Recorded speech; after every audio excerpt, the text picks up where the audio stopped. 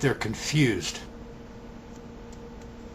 and there is no cohesiveness amongst them.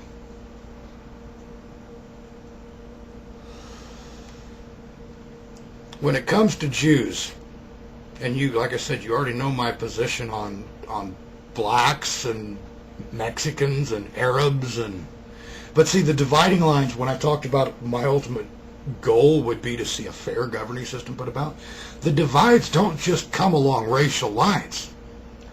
Religious lines are big. Not just religion, but anti-religion. Cultures cause divides. It's not just race.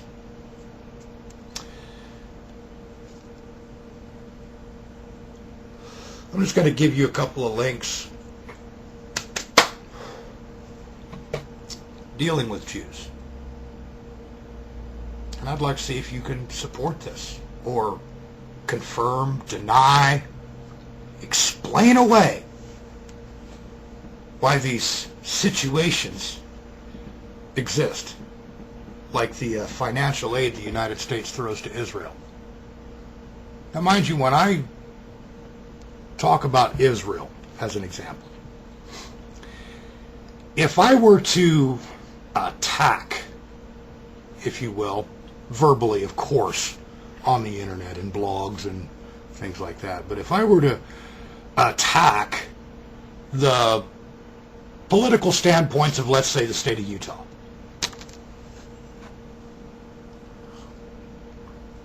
would that mean I hate Mormons? Which I do, but that's beside the point. Can you understand the difference? I know you can. Most people would acknowledge that Utah is the Mormon state.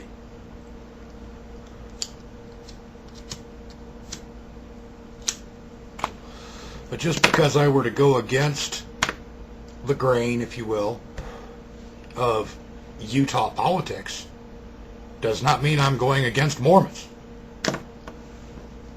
And the same would hold true with Israel. If I go against the policies of Israel, does that mean I'm going against all Jews? Does it? But what I do see is the majority of the Jews I see supporting Israel. Yeah, talk a little bit about the financial aid the United States gives to Israel, and how that financial aid, if you will, starts out with loans. Those loans get forgiven and turned into grants, and then Israel loans us back our own goddamn money. Why should I not be object to that kind of bullshit? Why do we have people in the United States, high levels of government, that are dual citizens of the United States and Israel? How does that work, Chris? You know, after things like the Levant affair, the USS Liberty incident, the Marine barracks in Lebanon getting bombed, and direct ties to Israel, and those issues just get brushed aside. Oh no, that doesn't exist. That never happened. We should be friends with these people. If you took any one country that was the biggest spy on the United States, Israel. Why do we have people in top levels of government that are citizens of both? And where are their loyalties? Just something else I would say for required viewing before any topic like this goes on.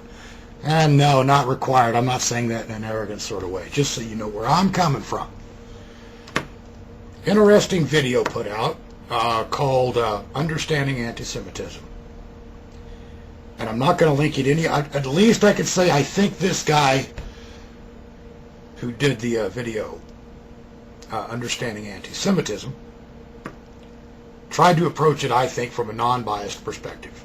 And yeah, I can see the hints of bias in it, in the video presentation. But still, address the issues. Why do we have things like a kosher tax? It's a small element this kosher tax. Small amount of Jewish people involved in it. But the problem is all other Jews rush to the defense of this kosher tax. And sure, it may be just fractions of a cent per purchase. Doesn't anybody do anything for the sheer principle of the matter anymore? Nobody does. Those little fractions of a cent add up. And when people will turn around and say, well, they put the kosher seal of approval on there just to certify that it's good food and what have you. What the fuck is the FDA for then? What is the FDA all about? And why do we need the kosher tax on top of that? How about if there was a non-Jewish certification company out there that certified foods as being fit for consumption and this and that, and we don't see any. Can you show me one non-Jewish certification food group out there that certifies foods as being fit for consumption, that's not government related? Because like I said, the FDA already exists. But where they get a tax paid to them for putting their stamp of approval on it. Address the pro-Israeli lobby, AIPAC. Address the overwhelming media control, Hollywood control, educational control. Address the Holocaust industry. In short, the way I view Jews, manipulative, underhanded, deceitful, conniving, the list could go on and on. They don't have to be part of that small element of Jews that does this sort of thing. But they have to support them. Because when they support them, it makes them just as bad in my eyes. Well, not just as bad, but a big part of the problem. But people will always say, well, what about the white people that do the same thing? You're goddamn right, that's a big problem. What about the black people that do the same thing? It's a big problem. So ultimately, my conclusions, let's see. People fear open discussion about topics like this. They absolutely fear it. And of course, amongst whites,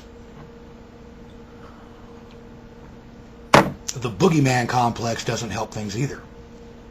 When people are busy chasing their own fucking tail, chasing their shadows, going, oh my God, the Illuminati! Oh my God, it's the Skull and Bones organization! Oh my God, it's the Masons! Oh my God, Yahoo's doing this, Google's doing that, and they're not paying attention to what the fuck's really going on.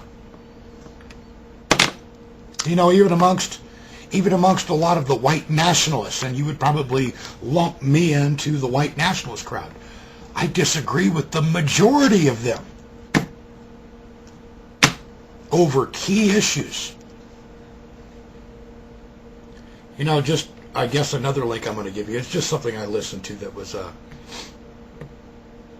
fairly interesting. Maybe you might want to give it a listen. It's an audio file. John Denugent had a guest and what have you on a radio show. I guess you can either, from this link, you can read the transcript, or I think it was below the first picture you see on the webpage, scrolling down, there'll be an audio file connection, because I prefer to listen to things over reading them. That's just the way I prefer to do things. But both of them are there. It's, like I said, it's not either for argument, just something really interesting I found. So anyway, I'll let you go, and maybe you'll give this a response, and we can pick up where we left off. Good day.